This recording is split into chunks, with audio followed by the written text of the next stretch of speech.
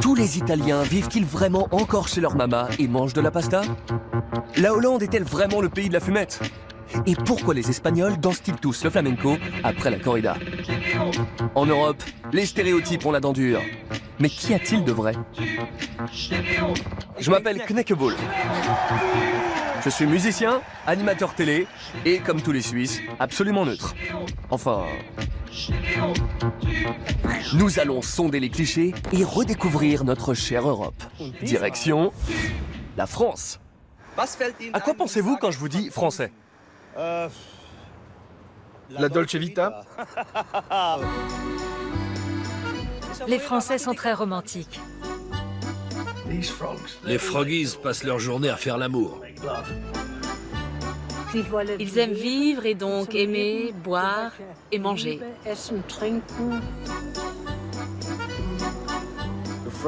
Les Français sont plutôt arrogants.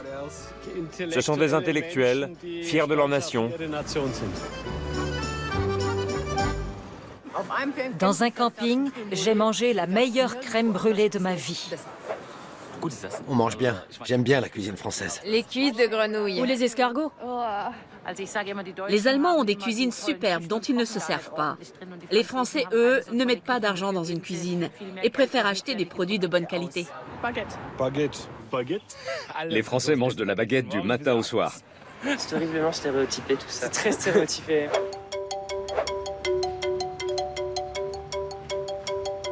Est-il vrai qu'on mange beaucoup de baguettes en France? En France, les gens viennent chercher la baguette le matin pour le petit déjeuner, le midi et le soir. Ça oui, les Français consomment beaucoup de pain. Je vais aller vérifier sans attendre si les Français sont vraiment tous fans de baguettes et de croissants. Chez Digit. Et tiens, justement, elle prend son petit déjeuner. Ce n'est pas une blague.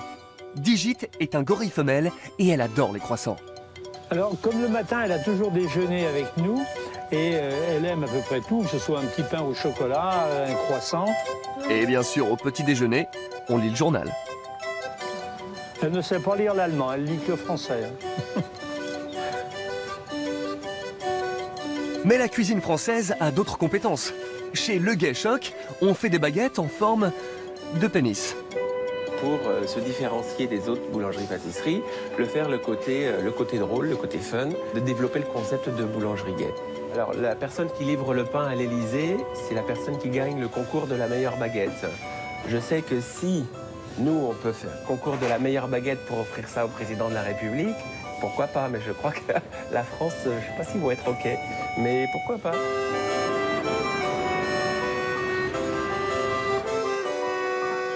Je pars à la découverte de la grande cuisine. À la gare de Lyon, je suis attiré par un curieux spectacle. Un concours d'ouverture d'huîtres. Et c'est un championnat. C'est un championnat. Ça veut dire quel est le plus... Le plus rapide. Le plus rapide, oui. Une première épreuve de rapidité. Tu sais le faire très rapide? Oui, ça va. Ok, tu peux me montrer comment on le fait? Le jeu, comment ça va se passer ensuite lorsque les plateaux vont arriver? Qu'est-ce qu'on va regarder en premier? On va regarder si ils sont gagnés. C'est le premier. En France, il y a un mets incontournable. Dans les environs de Lyon, je rends visite à un éleveur de grenouilles, Patrice François. Et il y a combien de grenouilles ici? Je sais pas, peut-être 10 000. Alors, qu'est-ce que vous pensez, combien de grenouilles sont mangées à la France? Non, mais le marché français, c'est 4 000 tonnes. Mais 4 000 tonnes. Voilà, 4 000 tonnes ramenées à 60 millions de Français, ça représente très peu de grenouilles. Mais il y a aussi ce mot de frogs, you know? Ouais. Les Anglais, par exemple. Les Français, ils s'appellent les froggies. Pouvez-vous vous expliquer pourquoi ça est une chose qu'on y pense quand on pense la France? Bah parce que eux, ils n'en mangent pas et que quelque part, je pense que ça les répugne un petit peu de manger des grenouilles. Mais ce qu'il faut savoir, c'est que les Anglais ont mangé des grenouilles avant les Français. Vraiment? Oui, il y a une étude qui a été faite là-dessus, que j'ai lue dernièrement. Je n'ai pas le choix, il va falloir goûter. David, bonjour. Cyril. Je pense que j'ai jamais mangé grenouille. On va vous en faire goûter alors. Ouais. Je crois que c'est le roi de France qui a commencé à manger des grenouilles. Ouais.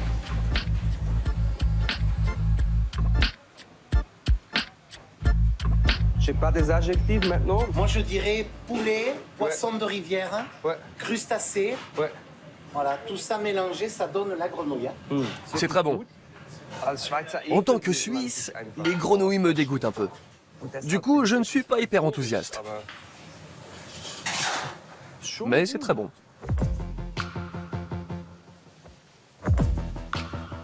Et maintenant, je me rends dans une grande école de la gastronomie française, l'Institut Paul Bocuse.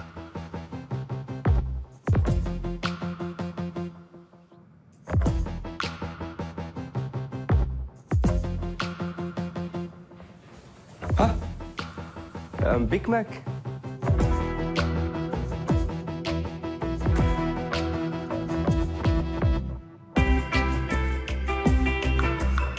Ici, on exige la perfection. Toutes les fourchettes sont trop hautes. Tous les couverts sont trop hauts. Les couverts, les assiettes, c'est 1 cm, 1 pouce, 1 pouce, 1 cm par rapport au bord. Là, c'est beaucoup plus qu'1 cm. Hein. C'est quoi ce paquet de soupe carafe là, qui est là? Ah, mais pourquoi vous le remettez pas au fur et à mesure?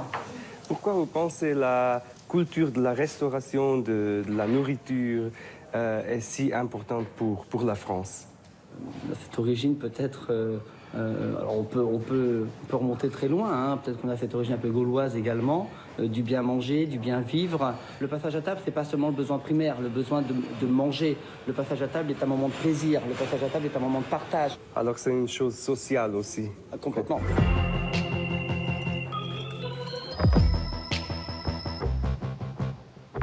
Quelle est la spécificité de la cuisine française? Alors que nous, on a codifié la cuisine, où on a les meilleurs produits un peu partout, de très bonne qualité, parce qu'on a su aussi, avec nous, faire évoluer nos éleveurs, nos maraîchers. On leur a expliqué ce qu'on voulait, on les a fait travailler dans la qualité. Et c'est pour ça que la cuisine française rayonne partout dans le monde. Et il y a de la bonne cuisine partout, hein, je ne veux pas dire, il y a des grands chefs partout, mais tous ces grands chefs, en fin de compte, ils sont venus un peu apprendre en France.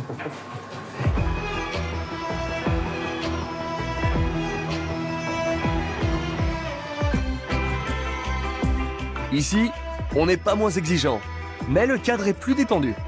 C'est la bijouterie, une équipe jeune et multiculturelle qui fait de la cuisine moderne. L'hôtel, c'était à l'époque de Louis XVI, je pense, Louis XIV. Et c'est le premier qui a commencé à créer ces banquets avec beaucoup de décorations, avec du spectacle. Et ça, c'était pour ébahir et impressionner les autres rois de l'Europe de l'époque. On a tous travaillé dans des établissements avec des étoiles où c'était tous bonjour monsieur et bonjour madame, il fallait être bien comme ça, bien carré. Ça, c'est fini cette génération. Nous, on ne veut plus travailler comme ça. Donc c'est pour ça qu'on ouvre des restaurants, on peut être comme la famille, comme une maison. La mode, ils aiment ça. Les femmes s'habillent pas trop mal. Elles suivent la mode. Chic? Oui, le chic. L'élégance. Les Françaises sont plutôt bien mises. Et elles ne sont pas grosses comme les Américaines. Oh, pardonnez-moi. On dit que Paris est la capitale de la mode. Sur place, j'ai rendez-vous avec 3 des auteurs du best-seller mondial « Comment être une vraie Parisienne, où que vous soyez ». Champagne! Et qu'elle se rendait compte de l'impact de l'image de la Parisienne à l'étranger. Et on avait envie d'interroger ça, c'est-à-dire d'essayer de comprendre pourquoi c'était si fort encore aujourd'hui. Et aussi de dire un peu la vérité sur cet archétype de femme, c'est-à-dire de confronter tous les mythes qui font la Parisienne à la réalité. Ce que les gens projettent et ce qu'on est vraiment, en fait. Et les tristes vérités. Voilà.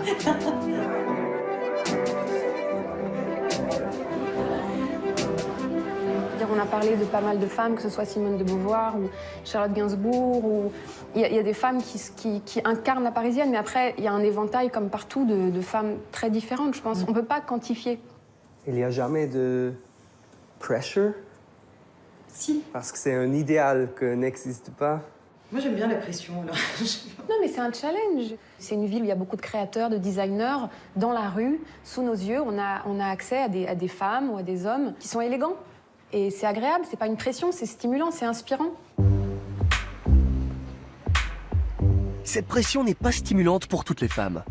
Dans son blog « Raconte tes poils », Adèle Labo prend le contre-pied de la Parisienne idéale.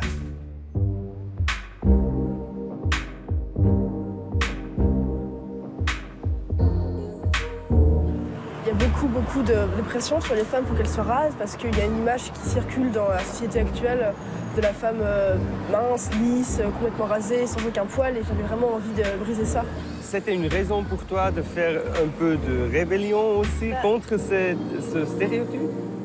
Oui, enfin, j'avais envie de montrer qu'on n'est pas obligé de se raser ou d'être comme ci ou comme ça pour se sentir femme, des choses comme ça. Est-ce que tu pourrais t'expliquer pourquoi tout le monde a cette image de femmes et des filles d'ici? Parce qu'elle tourne partout, elle circule dans les films, dans les publicités, dans les journaux, sur Internet, il y a des mannequins partout. On est bombardé d'images comme ça qui nous montrent une sorte de femme parfaite. Et non, on n'est pas de femme parfaite. Je retrouve Zaz pour une petite impro.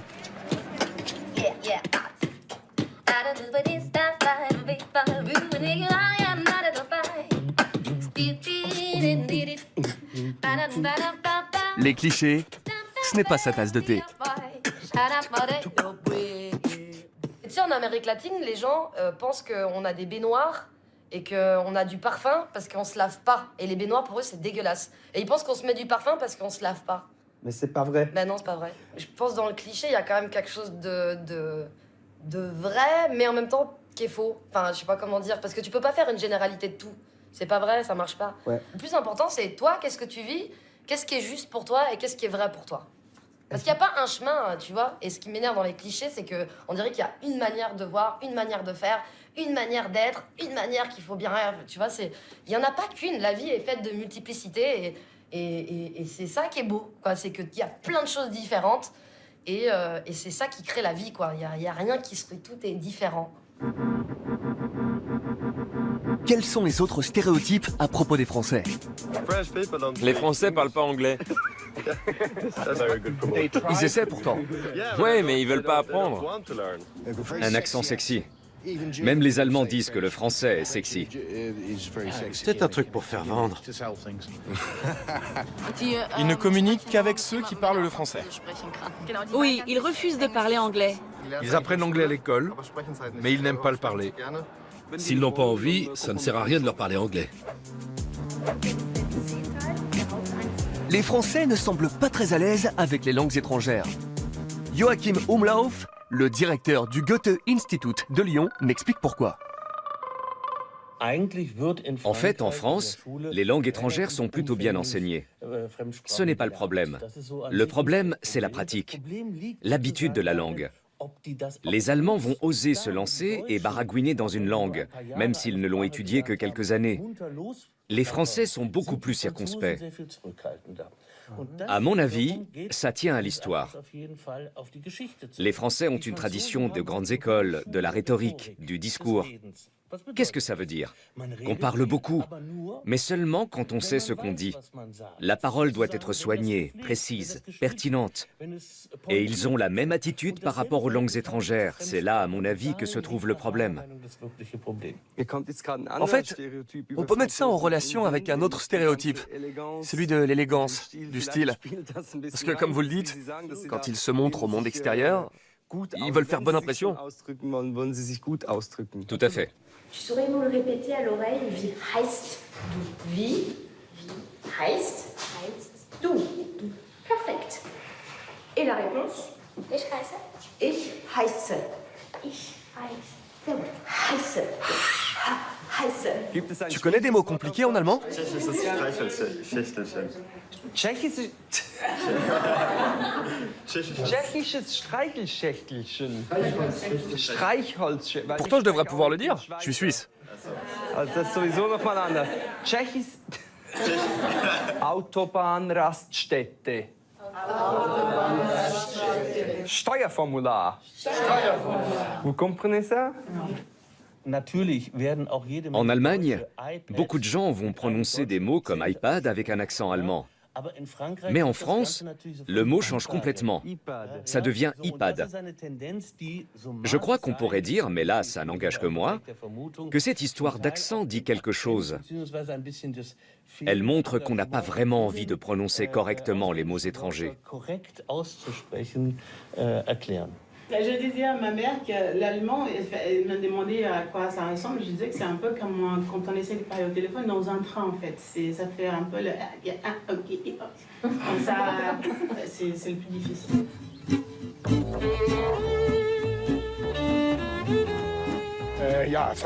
La France, ça me rappelle mes 3 saisons de vendange dans le Mâconnais. Le bon vin. Le vin, le bon vin. Ils aiment bien leur petit verre de rouge. Voilà une séquence qui me réjouit. Une visite en Bourgogne.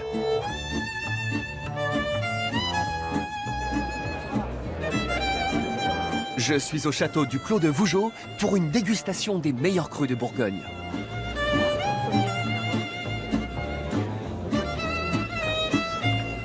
Pas facile de gâcher ces délicieux nectars. 15-20 alors. Après le déjeuner, ouais. Après le repas. Ouais. Donc si on boit tout, on peut pas. Mais la journée, c'est compliqué. Oui. Je me demande si les Français consomment beaucoup de vin au cours d'une année. Les Français boivent beaucoup de vin, oui. 45 litres par an. Et avant, 45 litres par an. Avant, ils buvaient jusqu'à 100 litres. Un siècle en arrière, le vin était considéré effectivement comme énergétique. Même s'il avait beaucoup moins d'alcool qu'aujourd'hui. 2, 3, 4, 0, c'est votre credo. 2, c'est 2 verres de vin par jour pour les femmes. 3, c'est 3 verres de vin par jour pour les hommes. 4, c'est 4 verres de vin maximum en une occasion. Et puis 0, c'est 0 verre, c'est-à-dire 1 jour d'abstinence par semaine.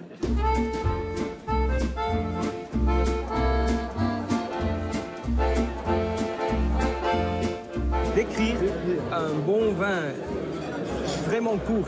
Et après, il n'y a pas besoin d'être intellectuel, pardon, c'est que du plaisir. Voilà, c'est ça. Je crois qu'il n'y a pas meilleur partage que le vin.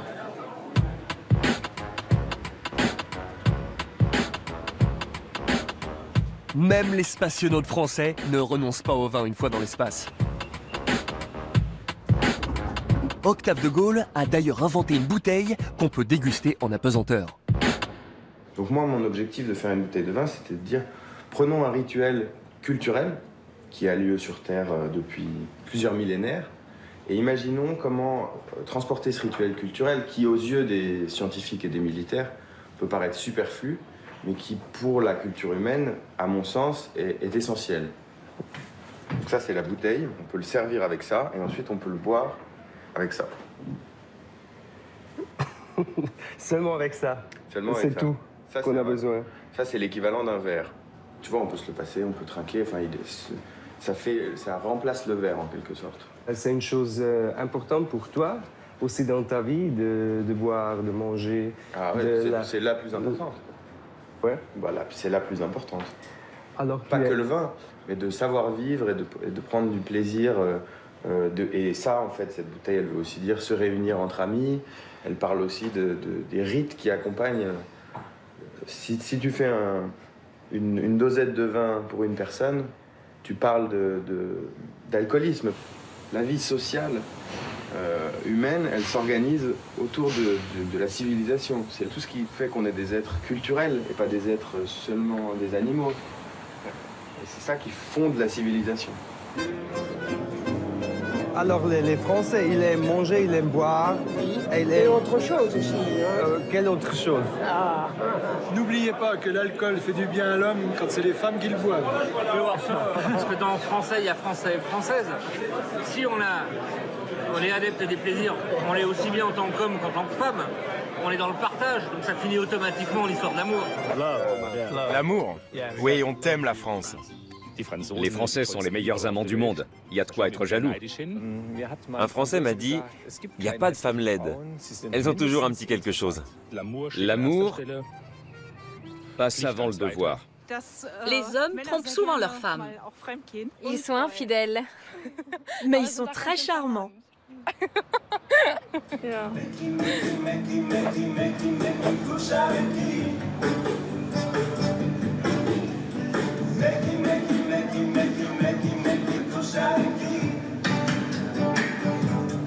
Le thème revient même dans le métro.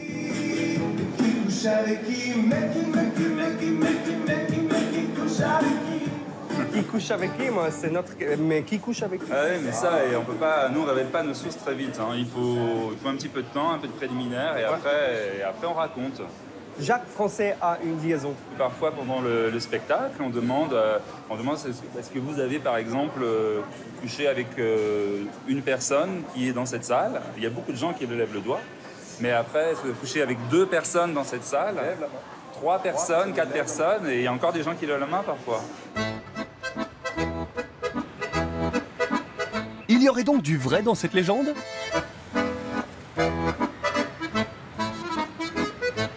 Bah là, ça, les Allemands, ils disent les affaires. Hein. Et vous dites les liaisons. Une aventure Une aventure, une liaison. Aventure. C'est le mot aventure, il se passe quelque chose, il y a l'idée de faire les choses un peu différemment. Pourquoi c'est si normal en France d'avoir une aventure? C'est presque plus un fantasme qu'une réalité. Mais en revanche, c'est vrai que notre cinéma, on a toute une littérature, ou en tout cas est cultivée cette idée qu'ici le sexe est moins enfermé et que la monogamie n'est pas une règle. Je fais un petit test dans la rue. Votre femme sait que vous êtes ici avec cette belle femme? J'ai pas de femme, j'ai un mari. Liaison avec les autres femmes? Oui. Non, moi, je ne suis pas français. Les Français, ils ont seulement des affaires et des liaisons, pas des... Il y en a beaucoup. On a... Il y a beaucoup de Français, mais tout le monde, je pense, partout. Ouais. Est-ce que votre femme sait que vous êtes ici ensemble? Elle le sait. Ouais. Parce qu'elle est avec quelqu'un d'autre et ça l'arrange. Ah, elle est... OK. Et là, ce qui est embêtant, c'est qu'elle n'est pas avec un homme, elle est avec une femme. Et ça, c'est très embêtant. Oui. Sérieusement. Vraiment? Ouais, c'est intéressant. J'aime beaucoup votre accent. accent. C'est parisien. Bonne journée. Pour en avoir le cœur net, j'ai rendez-vous avec un spécialiste des liaisons extra-conjugales, un détective privé.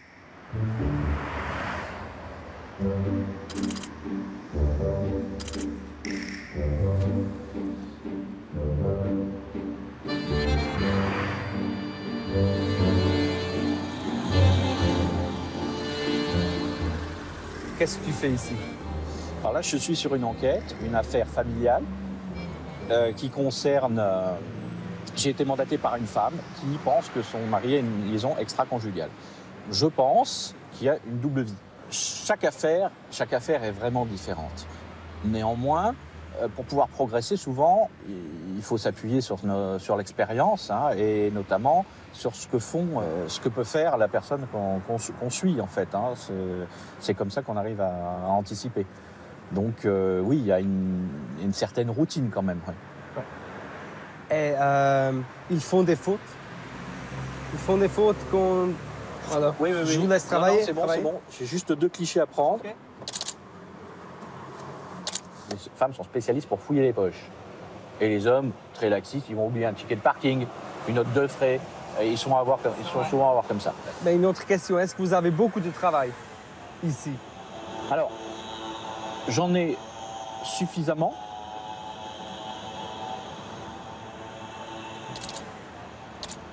Nos interventions sont souvent brutales. Mais ça va lui servir à la cliente d'avancer. Après, elle doit prendre des décisions. Donc, ça doit lui permettre d'avancer, parce que souvent, les hommes dans ce genre de situation ne prennent pas de décision. Ils gardent leur confort, c'est un petit peu ce que je disais tout à l'heure. Les femmes, elles partent. Les femmes partent, mais les hommes, en général, ne partent pas. Hein. Quand on demande les gens, ils disent « Ah ouais, les Français, ils font l'amour et c'est normal d'avoir une liaison. » Vous savez pourquoi ce stéréotype existe? Parce que les Français, ils ont des grosses bites.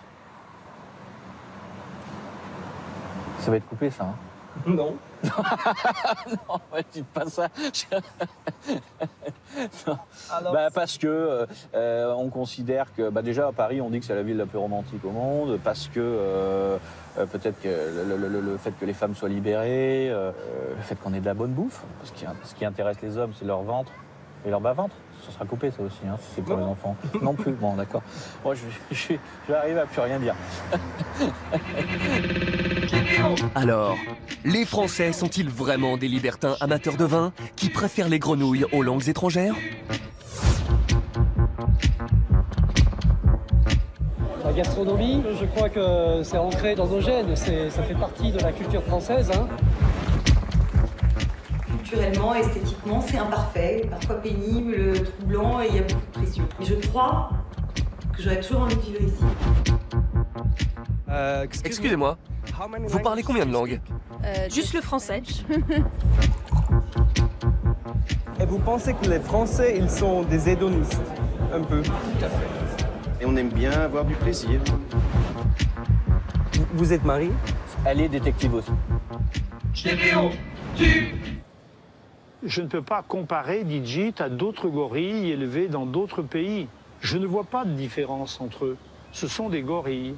Ils se comportent comme des gorilles. Ils sont peut-être moins stupides que les humains à avoir toujours leurs clichés parce qu'ils viennent d'ici ou là. Stéréo.